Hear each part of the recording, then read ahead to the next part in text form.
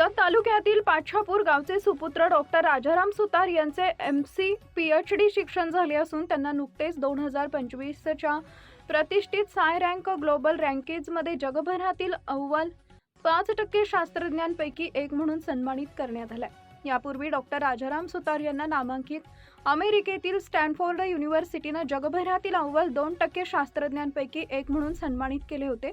सध्या ते चीनमधील नामांकित हेनान युनिव्हर्सिटी इथं संशोधक म्हणून कार्यरत आहेत।